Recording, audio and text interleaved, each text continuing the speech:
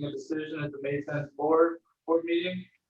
The first one that would bring up is the sand unit price.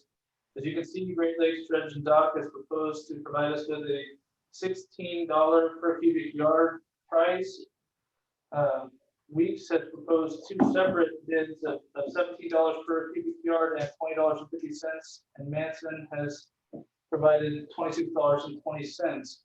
The importance of this is because Hey, Daniel, this is Mike. Can I interrupt you? All I'm seeing on my screen is the tentative apportionment PowerPoint. Are you trying to? Anybody else see the spreadsheet? I'm not seeing it. No. I see it on my screen. Just Okay, there's nothing going on with my Microsoft Surface. I'll find out what. Yeah, because it's on the other screens. It's on mine and. Okay. I can see it. Okay. So I just wanted to say that the importance of this, now I'll get rid of some of these cells real quick. But the importance of this is built into our bid package is that flexibility to go up or down 25% in cubic feet volume or volume of sand. These bids are placed at 600,000, so we can either go down all the way to 450,000, or we can go up to 750,000. But just from my perspective, I see no reason why we would ever go down when we're getting the cubic yard price this good. And I provided a calculation showing what adding that additional 25% would do to the bid costs or the bid prices. As you can see, if we were to move up to 750,000 cubic yards of sand, it would increase the bid price from Great Lakes to $18,025,485. It would increase Wheat's best bid to $18,314,750.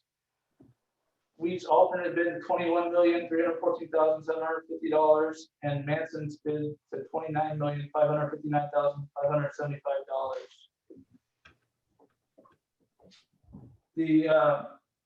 The second variable cost that I just wanted to point out was the price of the COs, which is typically around $1 per unit. From my understanding, Great Lakes has provided right in there at 95 cents per CO planting. Wheats on both their bids and Manson both provided $1.25. So you can see if we stay at the 75,000 proposed plants, you can see there's a $20,000 difference in the cost of the project. Next, in the variable costs, I want to point out the screening for unacceptable material. And this one kind of struck me as a big one because Great Lakes has proposed $9 per cubic yard for screening. And you see the others are $35 and $57 respectively. And from what I can tell, this is probably based off of a comfort level because having them be in our previous dredgers, they probably are more understanding that they're not probably going to even have to touch this as much as the others are fearful of doing. And then the removal cost of that unacceptable material is at $62 a cubic yard for Great Lakes, Weeks at $85, and Manson at $40. The next item that I'm sure everybody's interested in is the proposed timeline for construction. So from Great Lakes, what they would like to do is if they can get the notice to proceed by May 25th, they would start mobilization at the end of July and finish their construction and start demobilization on October 10th. That is a great timeline for us. Weeks, they did their two bid periods. The first one, I believe their notice to proceed is a little off at the beginning, but I'm sure that's a sliding scale, but they're anticipating a notice to proceed on May 10th. And the first period, they would mobilize on June 25th and finish their construction on November 30th.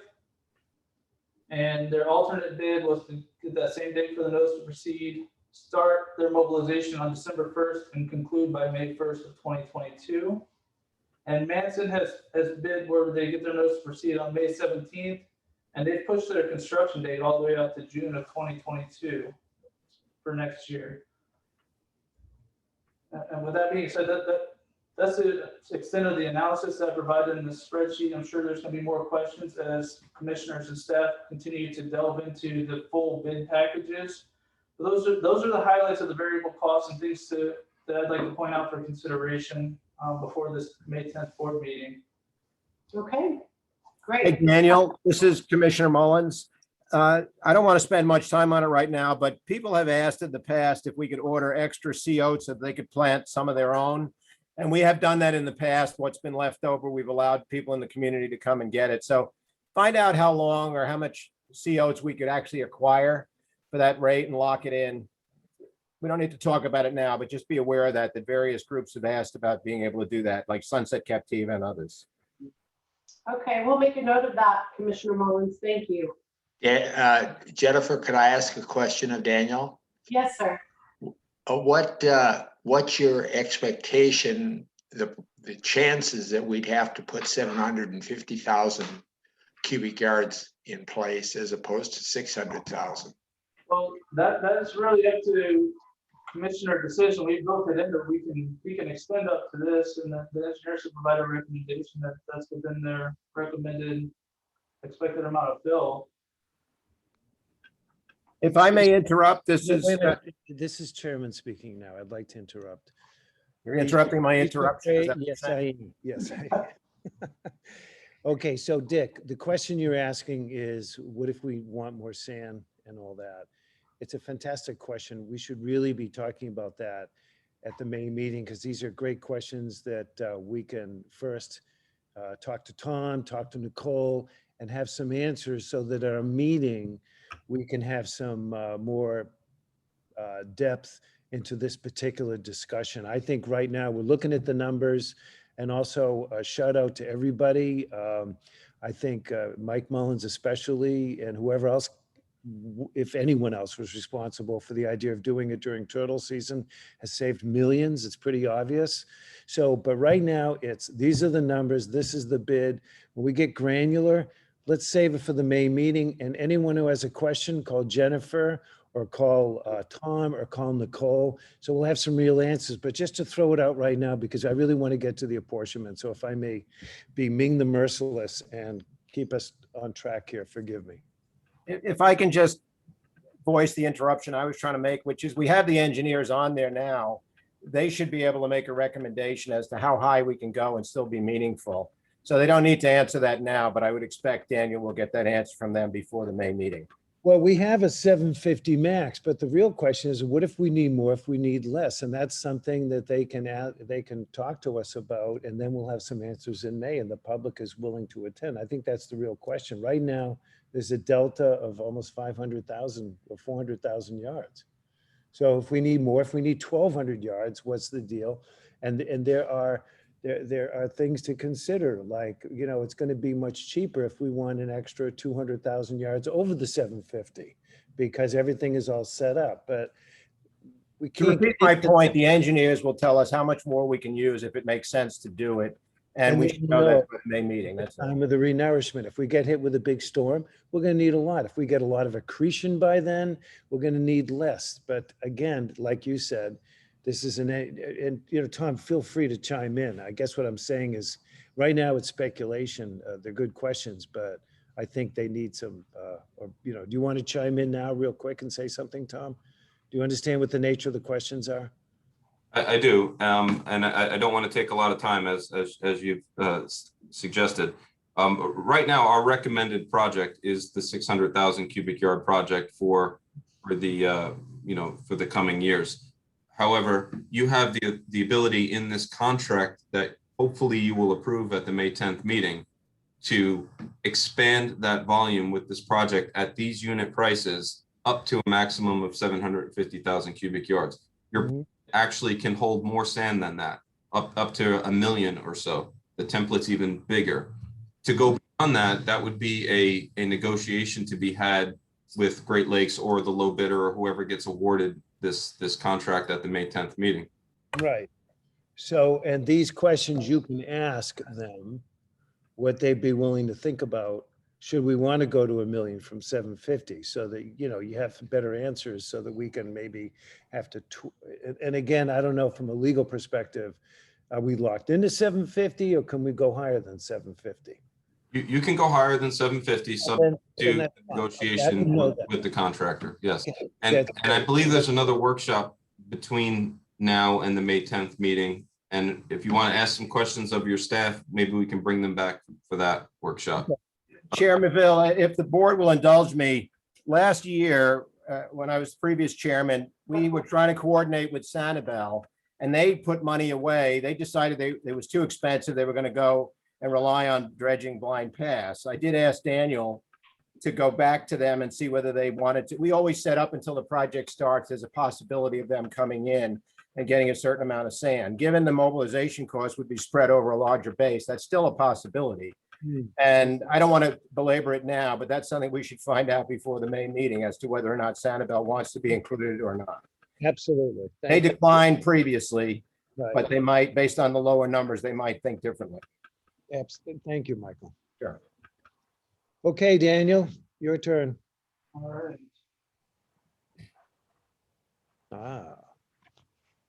Drum roll, please. First, I'll ask if everybody can see the PowerPoint up on the screen. Yes. All right, well, good afternoon, everybody, and welcome to the April 29, 2021 apportionment briefing. Again, I'm Daniel Munt, Technical Policy Director for the CEPD. Okay. So this is an informational only meeting. It's designed for familiarization with the apportionment process as described in the enabling legislation, to brief the methodologies currently under exploration by staff, and to facilitate direction for refinement or addition to the methodologies currently under exploration.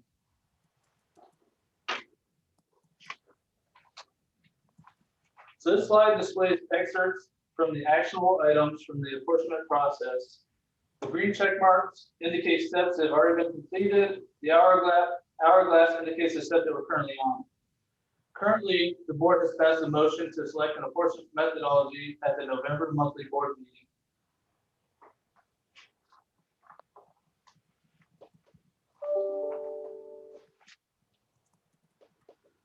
So following the completion of the project, staff will prepare a preliminary assessment rule that will be advisory only.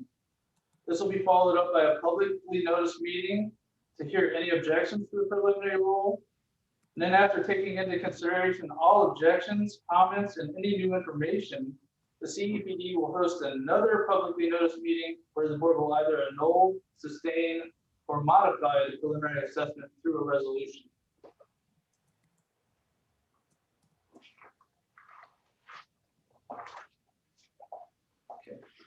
The CEPD enabling legislation allows 4 methods of apportionment to be pursued. The models can be based upon an ad valorem basis, upon a front foot basis of lineal feet, upon a square foot basis, or upon any other fair equitable basis according to the special benefits received. Staff is currently under the direction to provide comparison of the ad valorem model and 2 models that fall under the categorization of any other fair and equitable basis.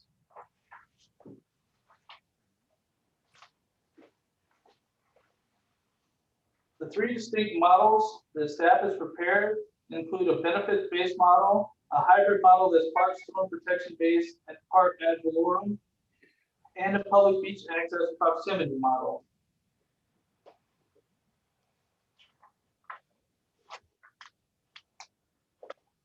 First, I want to take a look into the benefits-based model. This is a methodology that's been used in the previous beach nourishments.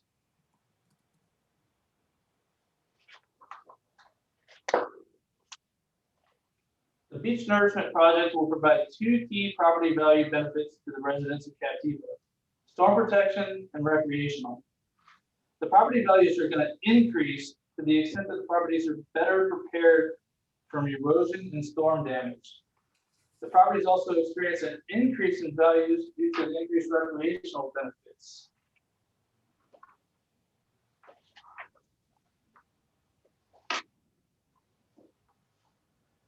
The storm protection benefits are applied to all properties that have frontage on the Gulf of Mexico.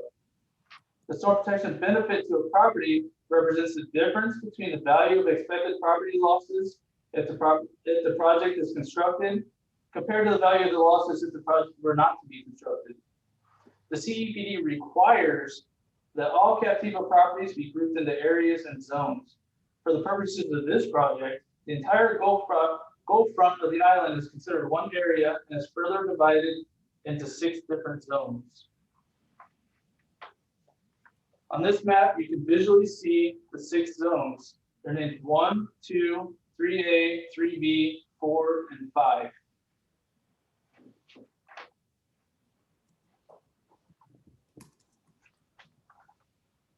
If you look at table B2 in this slide, it highlights the average erosion rates by zone. You can see the zones 1 and 3A experience the highest erosion rate per year. Zones 3B and 4 are considered to be relatively stable in terms of erosion rates, but it's important to note that they are still vulnerable to storm damage. Table 2 illustrates the annual storm protection benefits received by private properties by benefit category. As you can see, Zone 1 receives significantly more annual storm protection benefits than any other zone.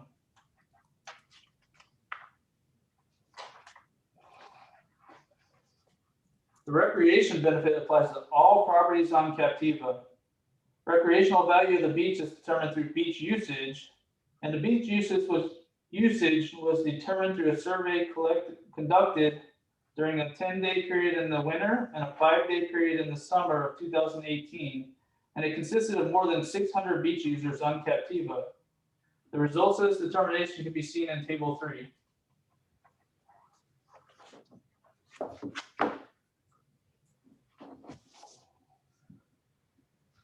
I provided an updated cost share analysis based upon bids received on April 27th for a realistic example of project costs in the upper left.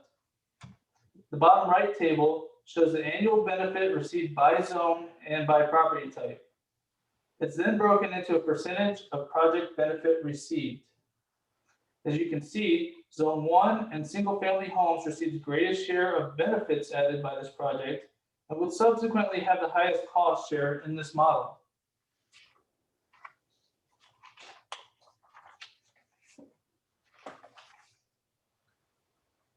This slide shows a side-by-side comparison of what we have this year on the left before adjustments, comparison with the model that was adopted in 2014 on the right.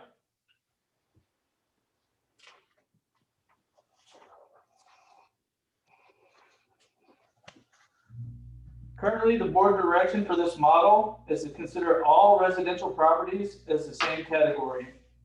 Previous nourishment projects had given a discount to homesteaded condos, but in this model, we're given a discount to all homesteaded properties because the survey revealed that permanent residents of the island utilized the beach 42.1% less than non-residents. In the table, I provided an example apportionment based on the average property value in each category with the proposed tentative millage for this model.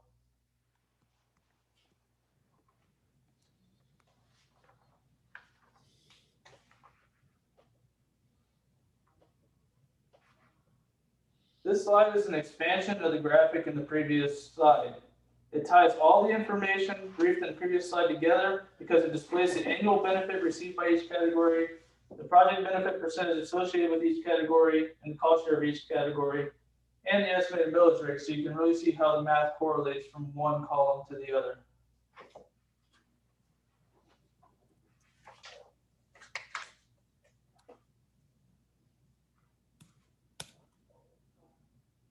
The next model that I want to introduce is the public beach access proximity model.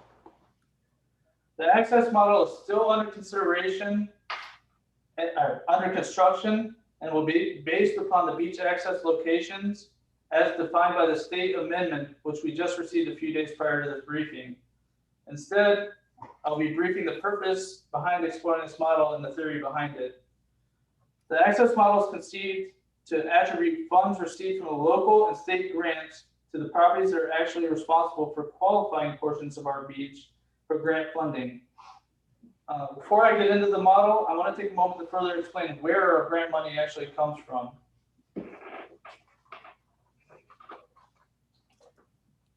The CEPD receives grant funding to reduce local cost share for the beach nourishment based upon public beach access.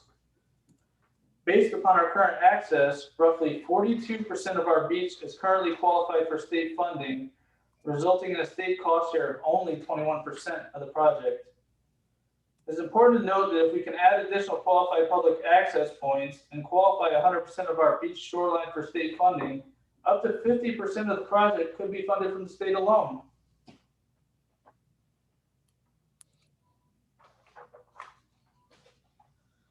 This slide is an excerpt from the grant funding information for the state. It shows all the qualifying locations and the linear feet of beach that each location is responsible for providing towards our state funding. I've converted that to show an eligibility contribution percentage and an equivalent fund share that each access provides us from the state. So, excuse me, I think it's important to point out that this is an option if our community and our residents, look at this and the commissioners look at this and make a decision in terms of lessening their assessments for this project or future project, if we look at some additional public access points. So what Dan and I have been focused on for the last few weeks is meeting with our contact at FDP to figure out what that looks like. Is it something as simple as bike racks? Is it trolley stops? We're trying to identify that. It's also important to note that the county, Lee County, bases their cost share off of this percentage, along with Dr. Strong's recommendation in our study that was done last year, which was 55%, 50.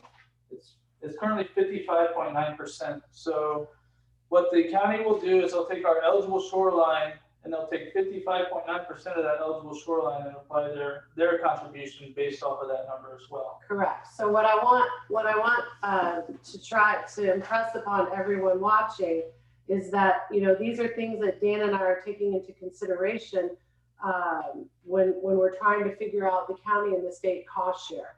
And this, we're just focusing on this. We haven't even looked at Army Corps getting any of that back yet. But I just wanted to point out, I think it's important to understand the methodology in terms of the cost share that we get. That brings us nicely into our next slide, which actually talks about the Army Corps. Yay. So our project is not deemed eligible for Army Corps funding at this time due to a lack of public access, the need for additional easements, and a lack of parking. It's important to note that Corps determination of public access is different than the state because they don't consider clubs or hotels public access points. They view it as under item D on your screen, federal aid to private shores owned by beach clubs and hotels, which limit beach use to members or guests, is contrary to the public intent of Public Law 826 of 1956. So in past projects, we've received up to $10 million in funding from the Army Corps of Engineers. I just can't stress enough that we're missing out on this benefit due to the perception of a restrictive access to the beach from signs or gates or just lack of overall parking and access. And that kind of brings us to the road ahead. So following the completion of this project, staff's going to prepare a preliminary assessment roll. Again, it's advisory only. And it'll follow up with a publicly noticed meeting to hear any objections to the preliminary roll. It'll take into consideration all objections, comments, any new information. We're going to host another publicly noticed meeting where the board can either annul, sustain, or modify the preliminary assessment through resolution. And I just want to hit on public access again. Currently, we're projected to receive roughly 40% contributions from local and state grants. With the additional parking and access points, we could greatly improve this cost share and potentially gain Army Corps funding again, drastically reducing or even eliminating local cost share for the beach nourishment project. And before I conclude this presentation, I do want to go back a few slides because I did breeze over the hybrid model. It's going to be located right here. So what the hybrid model would do would take the storm protection benefits top portion of that project and apply an ad valorem recreation assessment, which you can see in the yellow line towards the bottom of your screen. So it's really just a mashup of the two, eliminating the feathering of the recreational portion of the apportionment. With that being said, that concludes my presentation. I'll open up to any questions from the commissioners.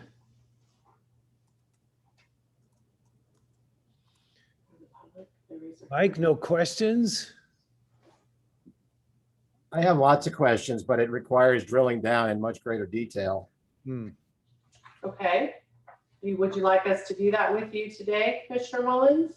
Yes, I think it would be a good idea that each Okay. plant be drilled down into lower levels. Okay.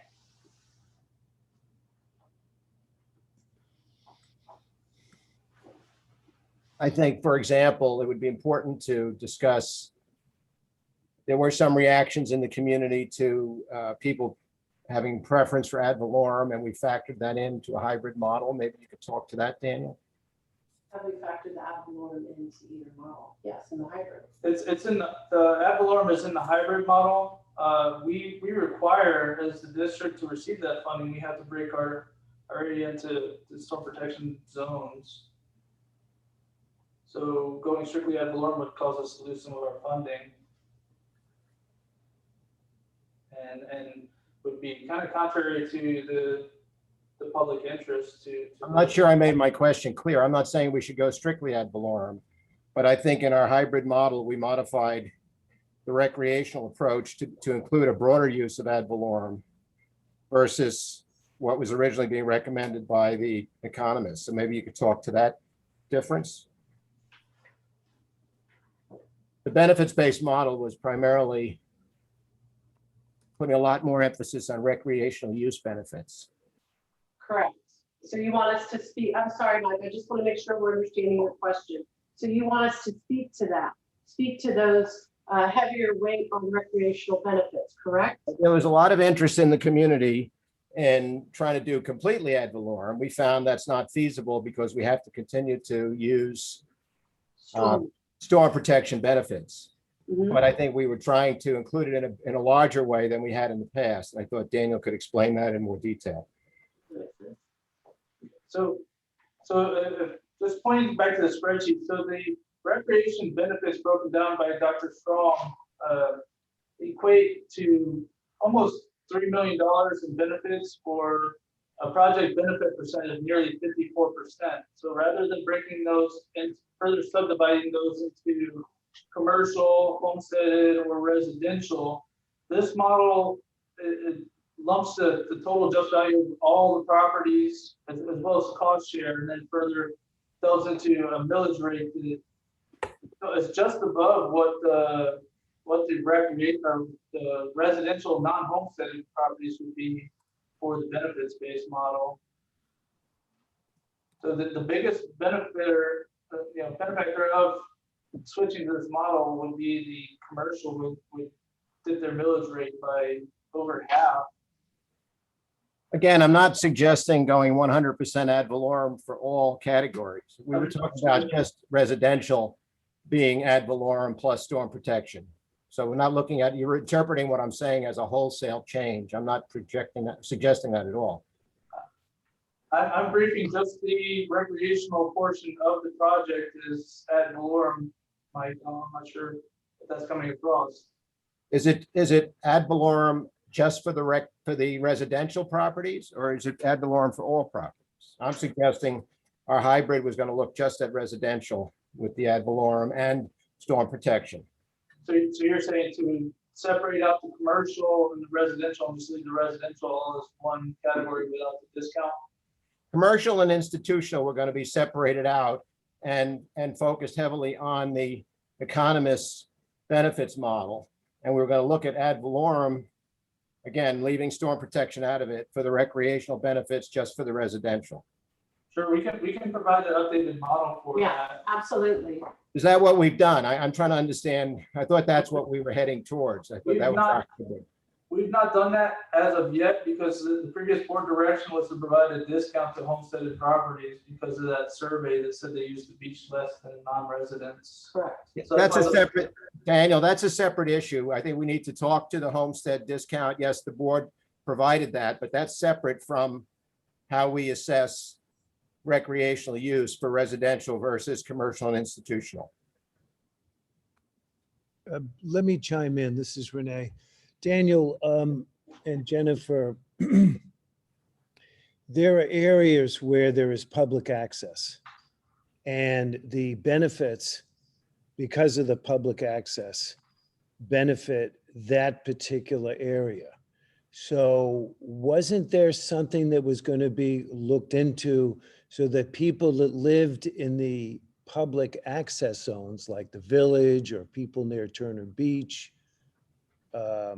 there was going to be where the benefits would come in and be maybe more centralized in those areas versus places like way up in South Seas that are taking advantage of the grant money for the benefits, but yet they're not providing any benefits. Whereas, isn't it like a quarter mile in each direction? Chair Maville, point of clarification.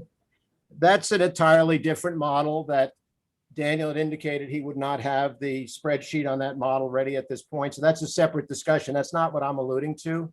No, I know that. I wasn't. So how about we address and stay with the question that I'm asking and resolve that before we introduce a model that he's not prepared to talk about today. I see. You understand, Daniel, what I'm saying? Now, can you, Mike, so what you're saying is that leaving out, looking at the residential, separating out commercial from the ad valorem, right? So that's a separate issue. That's a separate entity.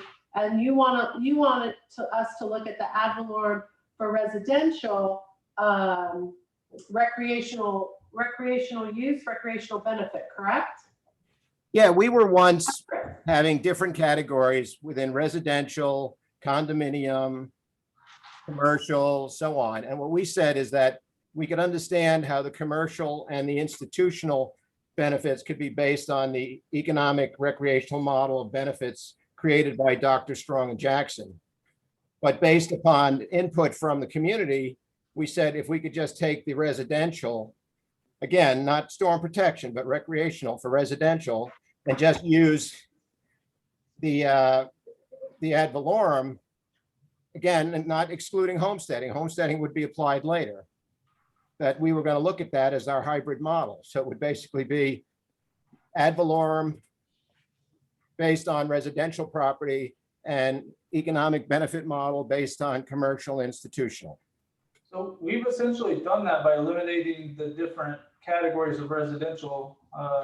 The only further subdivision of residential that we provided is the residential homestead, in which we can eliminate that and show it in a different model. So it'd be all residential. No, don't get into homestead. Put that aside for the moment. I think that's I'm saying something. we're not looking at that with this model, but by What I'm trying to explain, all Dan, the items in the one category as residential is essentially assessing an ad valorem style for all residential and then separating out the commercial. that's exactly what I'm asking, that you emphasize that you've done that in this Yes, sir. hybrid model, but for commercial institutional, you're not looking at the ad valorem for those properties. You're using the economic benefits model, if I understand it correctly. Well, all commercial institutional is grouped into one category as well in this model. Yes. Well, I mean, this is the issue that raised a lot of questions in the community, and I'm asking you to emphasize that so that's clear. We went through it pretty quickly, not that it glossed over it, but it was lost in the explanation, in my opinion. So I just wanted to emphasize that that's what we're trying to do there. Okay, gotcha, okay.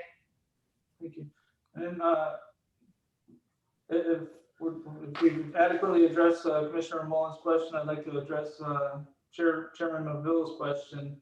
The public beach access proximity model that's currently under construction, we're currently mapping out areas that are responsible for that grant money.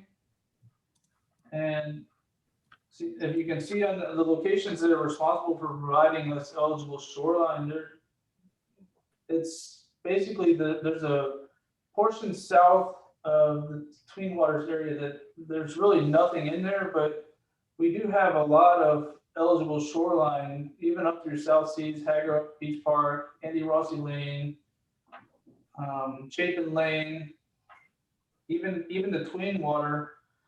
So just continuing to emphasize and add those. What I'm working to do is actually providing a map that correlates those eligible shoreline compared to our total shoreline, so that we can attribute those to the properties that are responsible for providing us this grant funding, and then distribute that grant money to the properties that, you know, we wouldn't get this grant money without those properties providing these access. So Correct, and that's I think the key, what Dan just said. Since we just got this information from the state, we've been digesting it for 2 weeks. We're looking to get a map together so that we can show where we would be giving a better benefit to the locations that are near these access points within 0.25 miles, 0.5 miles. You know, the reason is twofold. Number one, it's much more accurate, right? It gives us a much more accurate model going to public access, looking at public access, because I believe previous project, we only had 4 public access points that were indicated on the previous apportionment models from 2013. So what we want to do, what we've tasked ourselves to do, is to give you all and the public a very accurate picture of what these access points, how they benefit the locations that are nearby, if that makes any sense. So we've got Dan working on being able to label the actual addresses that are near these access points, so that we can look at a better benefit for those locations, and hopefully down the road incentivize you know, our community, our residents, to potentially look at some more public access locations, so that again we can get a much better cost share from the state, the feds, and the county. And I just want to piggyback and kind of clarify too, that the quarter mile in each direction of the public access is something that the Army Corps looks at. The state, they have a different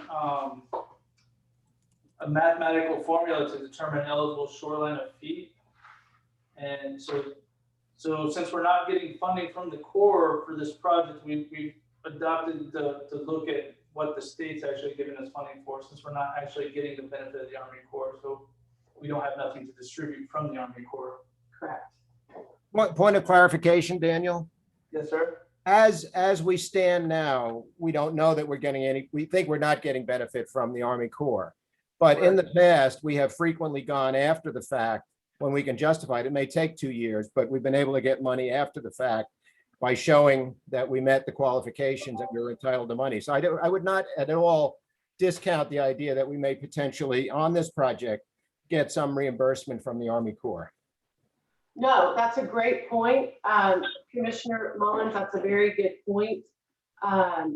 You know, one thing that I also want to point out that I learned from our conversations with FDEP is that if we even get access points before, during, or after this project is completed, we can go back to the state and get an amended cost share from them. So in other words, if we're able to add a few more access points during this process, we can go to the state and they'll give us more funding based on those increases of access. That's what we're trying to figure out now, is what does that look like? What does that entail? As I mentioned earlier, is it additional bike racks? Is it a trolley stop? That's what we're trying to ascertain. The good news is the state requirements are much more defined than Army Corps. They're very defined in terms of the requirements that are needed, whereas Army Corps is a little fuzzy. And even to piggyback on that further, if we can increase the eligible cost share from the state, it's exponential, because then the cost share from the county goes up as well. Correct. We're getting 55.9% of eligible shoreline. So if we're 100% from the state, then we're 55.9% from the county. Right. So it's 75% to 80% of the project paid for. Right. Can I, Jennifer, can I ask a question? Yes, sir. For the conversation, it's assumed that if we increase our access, that the cost per property is going to go down. and therefore that's a good thing. I don't think we know for sure that the people who do not grant access are better off or are willing to pay the higher costs. So I think going forward, we should make sure that that the assumptions we're using are correct. And is the assumption that everybody on Captiva would like to see greater access, even though to cut their taxes, even though they may not like having greater access for non-homeowners? I guess that's something to take into consideration when the board selects an apportionment model, is to take into consideration the will of the people that we serve, and take, keep their interests at heart. And if they're willing and able to pay more, then I guess that's the choice of the people.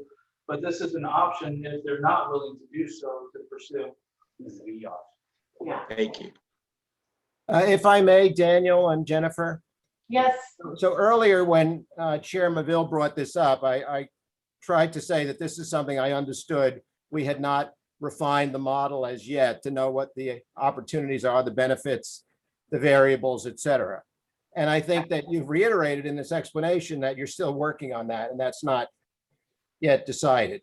No, we still have, given that we've just gotten a lot more detail from the state through our meetings, through our phone conference meetings, we need a little bit more time to massage this methodology, just because we want to make sure that we get the addresses correct and the access points correct.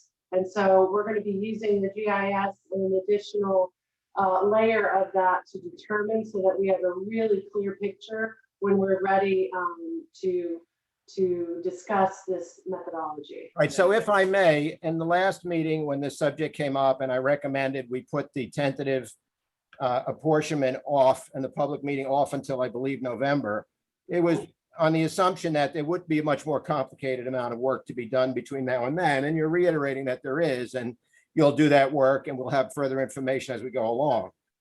However, I would like to add, I don't expect you to have the answers now, but I'd like to add that what Commissioner Pyle said, we'll never have everyone on Captiva agree to anything.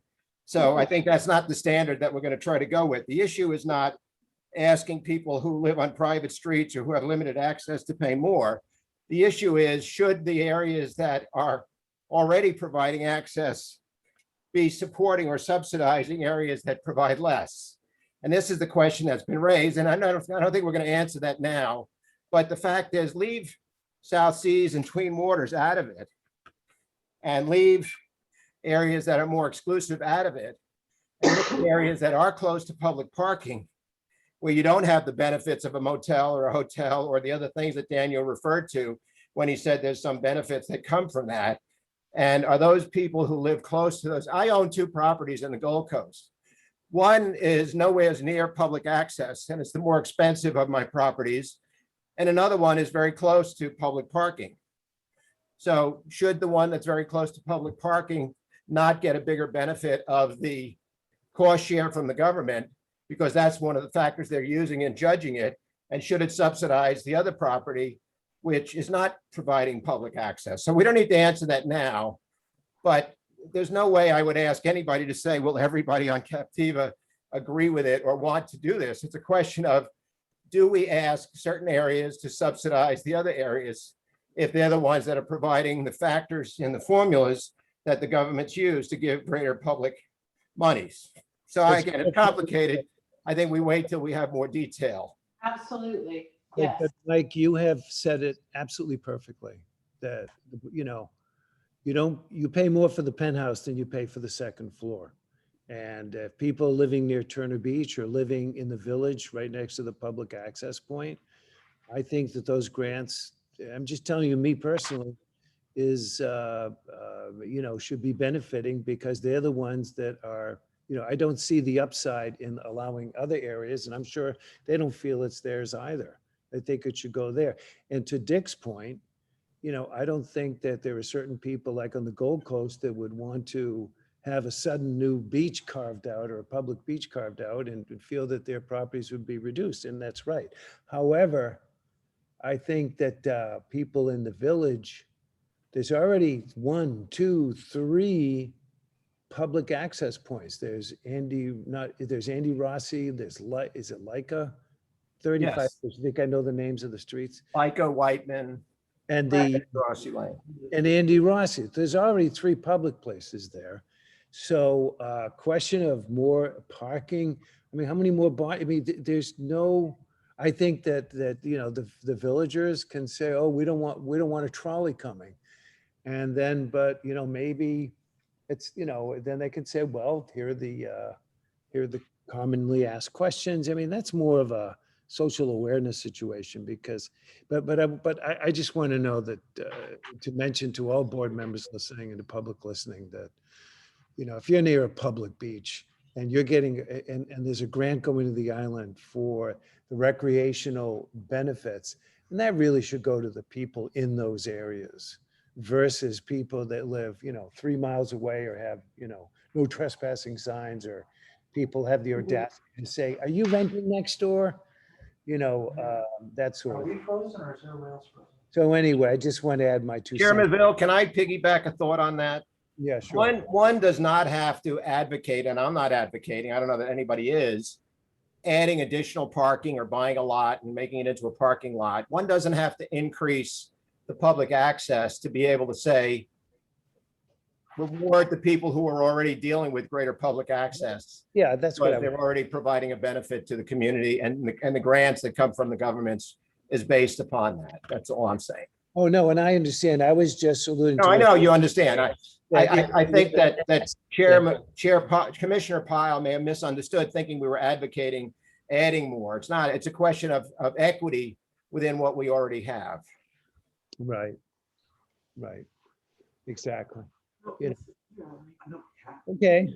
All right. So, Daniel, well, shall we go to the public and see if there's any questions now that the commissioners are done? John, Dick, Dick, you have a question? Renee, could I just make a comment? The reason I brought this up is more, you know, are we going to do anything to increase the perception of the Army Corps of Engineers that we have greater access than they think we have? And it would be really great. It sounds like Jennifer and Daniel are working very hard on, you know, breaking that out and making that information available. And hopefully it'll pay off going down the road with a greater share coming from the Army Corps. Absolutely. And the state. If I might speak for a minute, this is John Sylvia. Hang on, John, 1 second, just 1 second, John. The question is, what did we do before? We didn't have any different beach accesses, that we got Army Corps of Engineer funding, and now we didn't get it in the last one. I don't expect that to be answered now, but to me, that's a question that needs to be, we got to find out, what did we do before? Because nothing's changed, yet we're not getting the money. Yes, John, go for it. So, Okay, so to that point, I asked this question maybe 2 or 3 meetings ago. The issue was, the comment I had from someone who worked at the district was that the Army Corps of Engineers or someone representing them drove by some of these streets, including Leica, Chapman, and Whiteman, saw signs that sort of indicated there was limited access to the beach and concluded you don't need the money. So where are we on that? Because my impression too was these signs could be taken down. I don't know who put them up. I don't know what the scoop is, and why can't we just take them down? If I may answer, because I don't live there, but first of all, it just says private lane, but it doesn't say public access at end of road. That's right. And I think their concerns, and rightfully so, is they don't want people parking on the street. So Oh, yeah. what we have to do is find out from Randy Searchy, the sign king of Lee County and also head of DOT, or roads and building, is, find out a compromise so that they're concerned. I don't think anyone's concern is people walking down the road to go to the beach. That's Because right. they knew when they bought the place, that was a public access. I don't think that's the issue. I think that maybe, the sign is assumptive. If you're John Q. probably say, oh, that's a private road, I can't go down that. But the bigger question is let's find out if the Army Corps is dinging us on that. Agreed. Renee and John, myself and Harry Kaiser were the only ones on the board that were there when this was presented to us by staff from the Army Corps. And it's been misinterpreted since, but they didn't specifically point out Leica or Whiteman or Andy Rossi Lane. What happened, they said somebody in their chain of command had visited Captiva and saw a plethora of signs indicating not being available to the public. And the specific signs were never identified as to which ones they were, but just in general, even to the point where he objected to the whole Twin Water stretch being incorporated, which we historically got credit with the Army Corps on that because it was an access egress road in the event of a hurricane. So while there are signs along the way, no trespassing, keep out private property, I never heard anybody identify any particular streets other than the general sense that we were not being very open to the public. And these same people and Jackie Kaiser and somebody I think named Laurel were at this meeting, and it's in the record. But they indicated that if we showed movement in the direction of clarifying or providing more public access, that they would be willing to reconsider and take another look at it. So my feeling is that doesn't mean we put in a parking area. There's some things we might be able to do, but we'd have to show them that there's been some movement in that direction. Whatever that movement is something that I understand that Jennifer and Daniel are interpreting that now and trying to, get more information on it and see if that will change the direction of the Army Corps' thinking. Yeah, If you we can lift the guard allow parking on Whiteman or Leica or Chapman. I mean, the parking would be impossible, especially when the trucks, the garbage trucks and all those service trucks come up. It's just impossible. But I would go up with Renee's comment that, yeah, we should look into it because it just seems to me, Michael, way too arbitrary that someone came by and somehow they didn't like this and therefore we got dinged. Well, come on. I mean, that to me is just totally arbitrary. It was my understanding, actually, Mr. Sylvia, when Dan and I met with Laurel, along with Chris McNeese from the Army Corps at the technical conference we attended in February, it was my understanding that after Hurricane Sandy, the Corps started to reinterpret or actually follow the rules they had in place in terms of cost sharing and funding for renourishment projects. So that is what we were told by the two Army Corps representatives that we spoke with. That in turn resulted in the PowerPoint presentation, I believe Commissioner Mullins is speaking of, that was presented to him and Mr. Kaiser when they were both previously on the board. So our strategy, we're very grateful that we've made this connection with FDEP and with Steve Patel from the county, because both gentlemen we've spoke with have given us incredible guidance. The state, as I mentioned earlier, is very clear, and they actually give us recommendations on what to do to gain access. Good. The Corps is not as detailed. So our hope is we work with the state, see what we can do. What does this access look like? As Commissioner Mullins mentioned, that's something that we're going to dig deep on. And Good. then, being able to go to the Army Corps and seeing if we are adding some of the recommendations from the state. Does this suffice for their requirements too? But right now, we're just focused on the information that we received from the state over the last 2 weeks, and that's going to be our focus to look at that. And then we can report out to the public in a public meeting what additional beach access looks like. And obviously, we want to touch the low-hanging fruit because those will be easy to less least painful to ascertain. So we will, Mr. Sylvia, we will have a more detailed report as we keep going down this road. So stay tuned. You got it. Thank you. Yes, sir.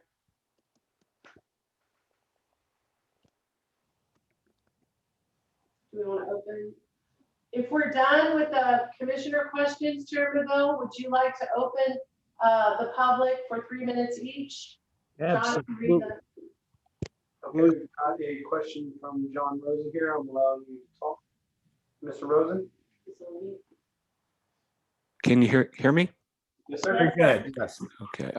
Thank you, the staff, the commissioners, for all the creative thoughts that you discussed about the proximity model and all the effort being put forth to gain more funding from the Army Corps of Engineers. I'd like to address one aspect of the model, the hybrid model, that was not really discussed to any extent. And if I understand what I heard correctly from the staff, that I don't think there's a clear understanding of the ad valorem recreational value allocation that did not address Commissioner Mullins' question. And if there needs to be further understanding, I would happily volunteer to meet with the staff to go over the concept of that hybrid model. So I leave that up to the staff if it's possible. And I'd like to thank you for all the efforts you're putting forth to make the apportionment and the beach erosion project the best for Captiva that it can be. So I make that offer to you. I will wait to hear if you would like to meet. Thank you. Thank you so much, Mr. Rosen. We really appreciate that. We will certainly mull that over and get back with you. Right, next we have RMA. RMA? Yes, it's Bob Adler. Can you hear me okay? Yes, very good. Yeah, let me go back to the to the Army Corps here, and just listening to it, I would suggest really a different approach, if you will. I don't know many of you, but I've been practicing law in Washington for about 50 years now. And I don't do this work. I've been a partner in a firm that we have clients who have come to us for years now with similar issues. In other words, a roadblock by a federal agency. What do we do? How do we turn that money loose? And I would suggest, and I'll be happy, obviously, so I'm doing this just as a Captiva owner, to be part of a small committee to take another look at this. But if you would come to me or one of my partners and explain this problem, I would say the following: what you should do is write a letter to the general counsel, have your congressman write a letter, ask for a meeting in DC, and present your position, because that's where the decisions are really made. I know the Jacksonville office is heavily involved in this thing, and to come up with a different approach, and to try to get to, all these issues we've been talking about, the access and so forth, rather than what sounds like you're doing is approaching the staff level. That's not going to happen. I don't think you're going to get the results that you want. I would never suggest that. That's not the way the game is really played to get the results that you really want. And I would suggest just to open this up, and I was one of the 3 people who signed that letter, and ad valorem and so forth. But I'm happy to, expand my efforts to help out, and I think that David Mintz, I think, would also be a valuable person on this. He's got not a Washington experience, but he's certainly a very bright guy and very knowledgeable. And anyone else to try to take another look at this whole approach to the Army Corps. Again, it's a longer subject for another day, but I just want to bring this up. A question. First of all, I too am a very top-down person. You want to get something done, go to the decision maker. Right. You do realize our senator, I'm here, our local congressman think the insurrection was a good thing. And staff, I mean, I have my inside friends in DC and they hate these two people. Point of order, point of So order. how, well, no, Mike, let me finish. No, So- You're violating our rules, which say when the public gets to speak, they get to go through their stuff, then commissioners have I opportunity. thought he was done. The It's not three. supposed to be crosstalk between commissioner and public. I'm just saying. Oh, I'm thank advising you of I that. didn't know that. I didn't know that. Well, That's why I'm I'm advising. about done. This is a longer subject for another day, is to come up, well, to take another look at a top-down strategy. Not to pull any strings. Strings don't work, but to write a good letter. What's what you do? You write a 10-page letter setting, or 20, whatever happens to be, setting out your case and the facts, and you present it to the decision maker or makers at the agency and try to get a better result, is what I'm suggesting. right. I'd be happy to speak to that, Chair Maville, for a moment. Mr. Adler, I did reach out to Congressman Donald's office shortly after I arrived here to kind of navigate and figure this out with the help of some of my contacts in Cape Coral. Had a pretty good meeting. And what was communicated to me was to take the plan that the Army Corps laid out for us, the PowerPoint presentation, I believe I shared it with you, and take their recommendations and implement as much as we can. And then I could go back to Congressman Donalds and he would definitely push on our behalf. And in fact, he's coming to my city where I am an elected official in Cape Coral. He's doing a town hall next Wednesday. So I do plan to remind It him. wasn't clear to me that he actually understands what he was presenting. So what I'm saying is that, I'm following the recommendations that were given to me by Congressman Donalds regarding the Army Corps. I just don't think we're there yet.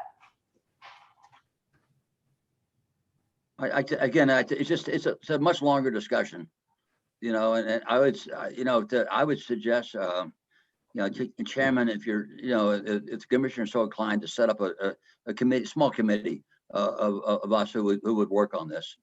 Yep, we're going to work on that when we do our strategic plan. So thank you.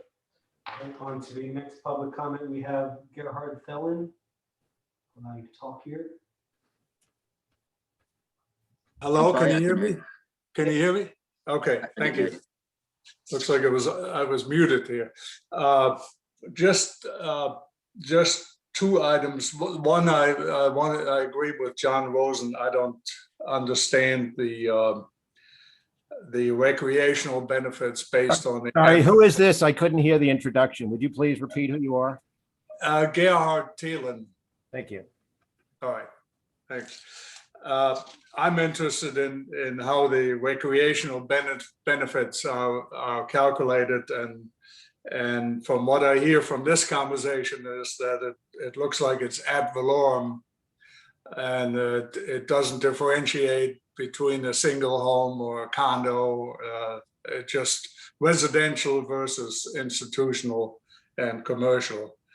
And I definitely support John Rosen to look into this further to make sure everybody understands what that is.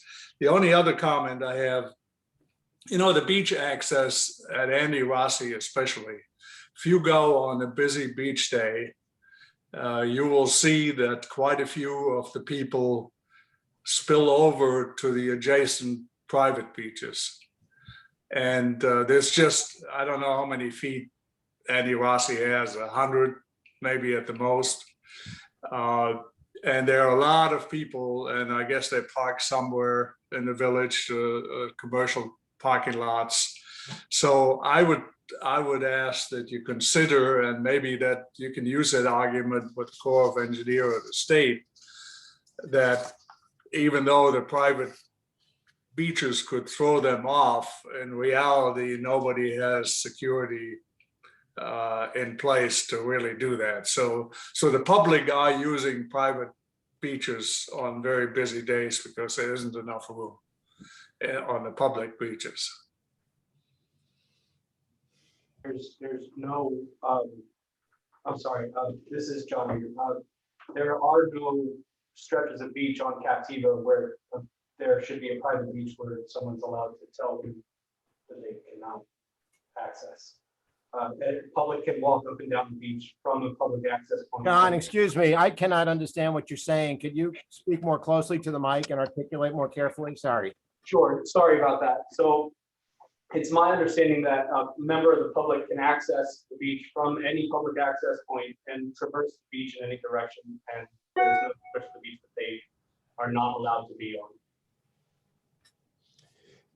John, can you also explain the fact that wait a minute, I don't know, am I on? I don't know if my mute button, no, yeah, I I am. hear you. Yeah, all right, John, can you also explain that there is a setback line, and the setback line is usually somewhere between, unless things have changed, it's usually where high tide is, maybe 30 feet east. Chairman Ville, point of That's the clarification. public beach, yeah. Yeah, it's actually the erosion control line. Thank that you, you're erosion referring to. control line, right. So it's public, I mean, it's like, if someone's in front of your beach and they're at the water or 10 feet, that's not your beach. You is rhetorical. It's we made that deal 30 years ago. If we wanted sand, that new beach, that coastal construction line, coastal setback line, is now public. Yeah, you're right. It's unclear what's private and what's public. I have asked Daniel, because of his great extensive experience with GIS, if there's a way for us to eventually put identifiers on the beach. So people frequently get confused thinking that the land seaward of their property is in fact their private land, which it's not. But the problem is there's no clear demarcation of where erosion control line is. Well, we can send out a survey. People can look at it and say, find out where your public and We have private. done that, and you're right, but I think that Daniel's going to look into whether we could get GIS markers or something else. Yeah, that oh, we yeah, can- no, of course. It's just that perception, this gentleman, It's a common misconception. Yeah, it's a common misconception that people are utilizing their property. If they're in their dunes, they most certainly are, but chances are if they're at the water or water's edge or even 20 feet in, they're not. That's all I wanted to say to John, to explain that. I would just like to clarify too, that the GIS, we can show or depict a graphic to kind of show it, but it is no way takes or replaces the survey. So really it would depend on each individual property owner survey to determine how far out their ownership goes. Daniel, when you get your head above water, I'm going to suggest that we can create an app that will look at the location and use the GIS data to identify when somebody stands at a certain part on the beach, whether they're seaward or landward of the erosion control line. Now is not the time for it, but it's technically feasible to do that. And I'm also very intrigued with the concept of people wanting to find out from a top-down perspective with the Army Corps of Engineers, with their DC experience, because that's what I want to hear. I want to hear the intelligentsia of Captiva to say, let's make something happen with the decision makers and a little bit of staff, because you want staff behind you, but it really goes a long way when you talk to the boss and they say, make this happen. I Well, if know. we can let the rest of the public comment, we can come back with commissioners' comments and address our own Absolutely. reflections. Thank you. Thank you for the comment. Thank you, Gerhard, for your comments. All right, and next we have Mr. Carol Wetzel. I'm allowing you to talk here now, and you will have to unmute yourself there.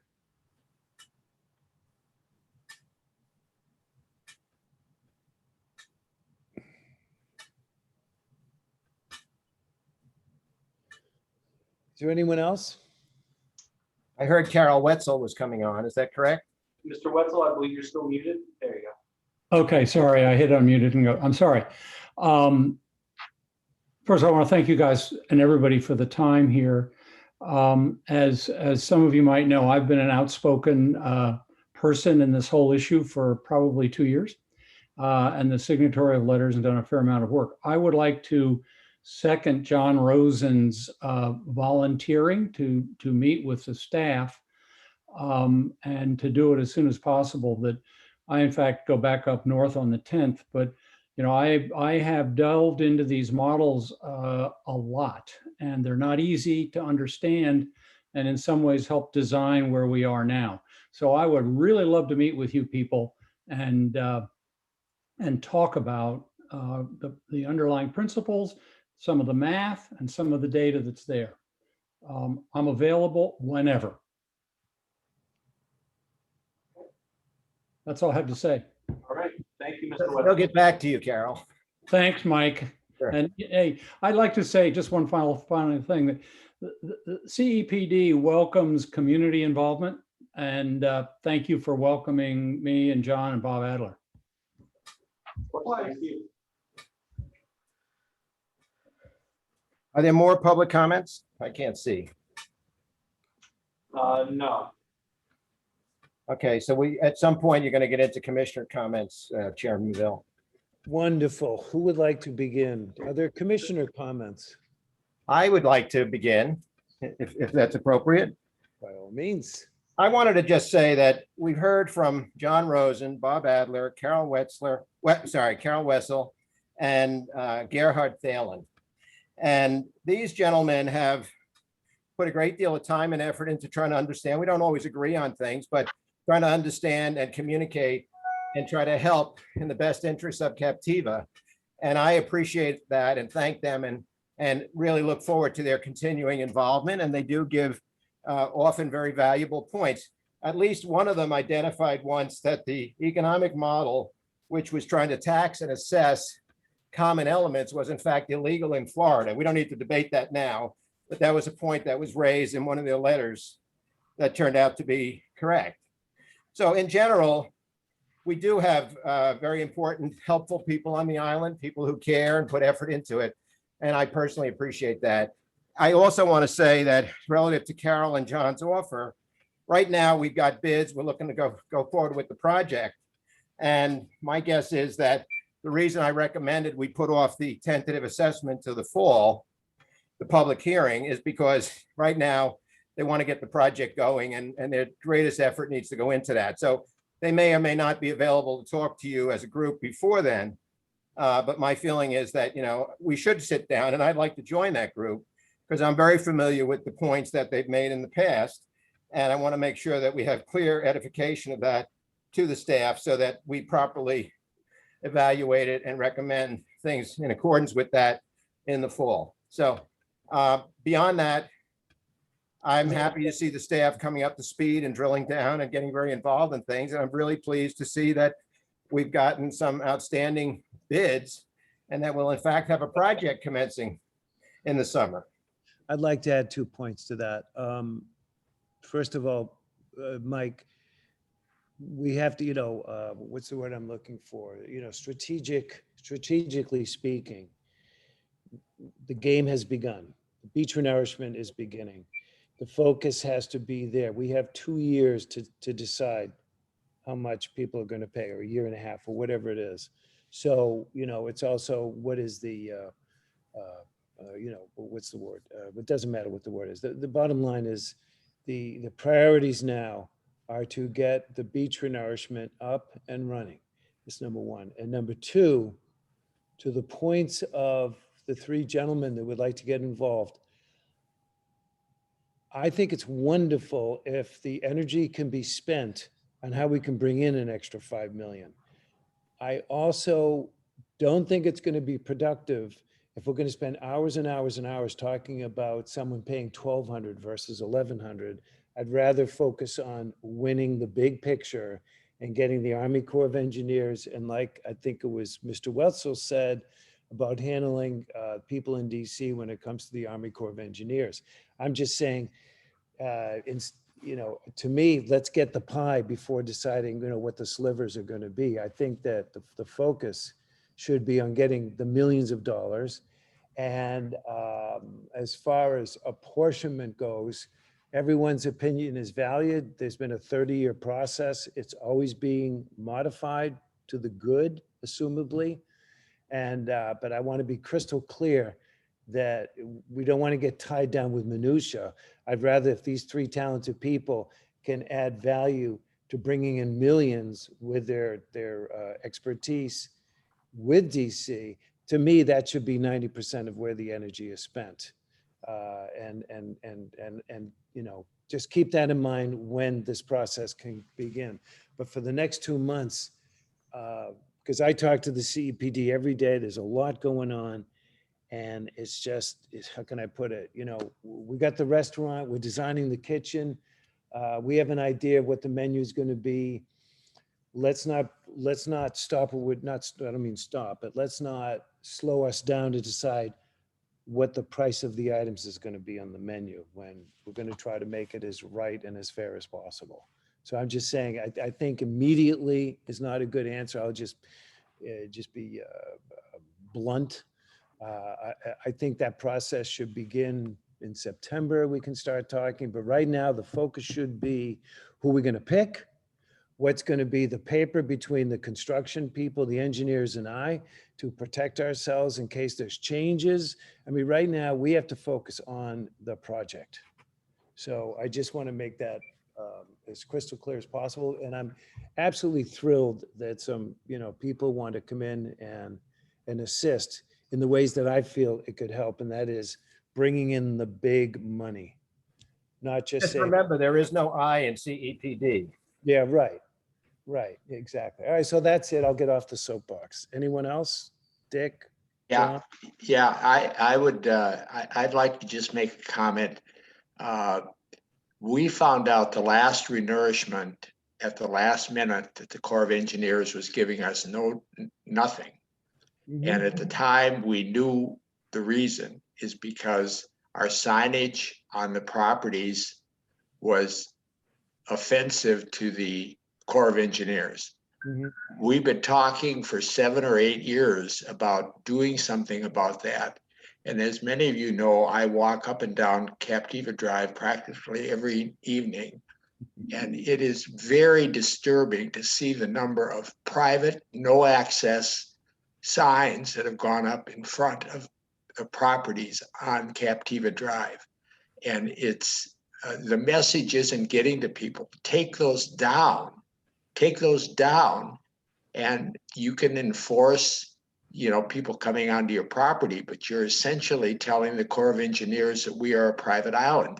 And if that's what all of the residents want to do, that's fine. But I have not seen a vote being taken to turn us into a private island. And that's just a comment I want to make. And I'd love to see the property owners, especially people that we know are involved in Captiva governance and, Well, Dick, are you talking about easements, private easements where they're saying, I mean, no, I'm talking about no access private beach signs going up right now, right this past winter. at public easements? No, out in Private front, property, private property. in front of their property, right as they're as you're walking across Captiva Drive, and the number of those types of signs that I've seen go up over the last year and a half has been very disturbing.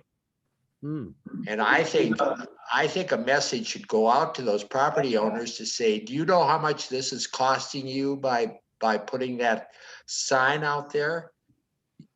Well, plus who's going to use it? I mean, people can't park. They can't, I mean. Right.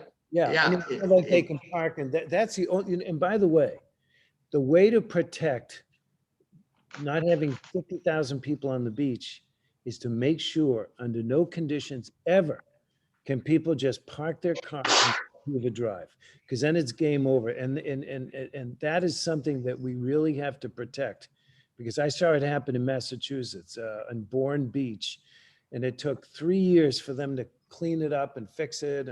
But apparently there was a mass law that says, yeah, you can park on the side of the road. So we have to be vigilant to make sure that no one can just park on the side of the road and go on a public, because that would be that is like not a good thing. Big Chair time. Mazzil, something I'd like to piggyback on what Commissioner Pyle said, if I may. Please. What's on Captiva Drive is what it is, and I'm not defending it or attacking it. There's private property issues. Somebody ought to look into that. However, they're starting to appear on the beach right next to my Valley High property to the south. People have put up a sign, private dune crossover. They don't quite say private beach, and it's on public property that they put this sign.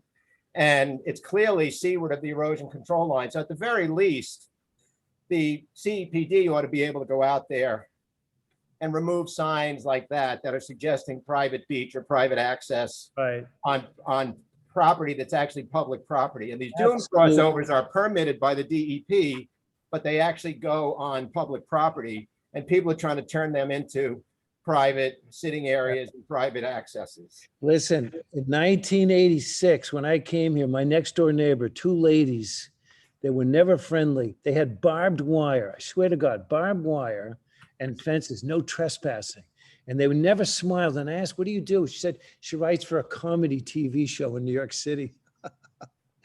This is like a Renee, to that point, these same people have taken a lot of driftwood and created a driftwood barrier, which I reported to the SCCF because it would be in the way of turtle nesting. And they don't have the authority to remove it, but the CPD might. But there's literally a 20-foot long, it's not barbed wire, but it's a fence, that Steve McQueen would have trouble jumping over, made out of driftwood. All right, well, Dan and John, when you're on the buggy, you know what to do. Take some pictures and then we'll sick Jennifer on them. Yeah. And Jennifer works out, right, Jennifer? I'll be happy to take pictures of this particular sign and driftwood.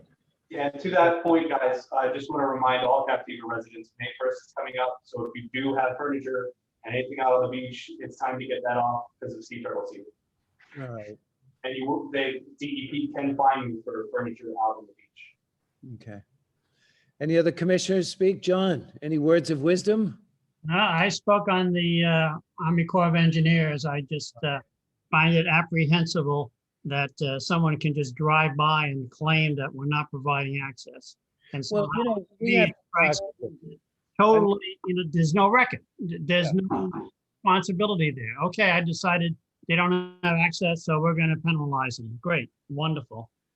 Yeah. I can also piggyback on John's point. We did receive a letter from the Army Corps, and they didn't identify the problem as we're describing it, nor as Commissioner Pyle described it.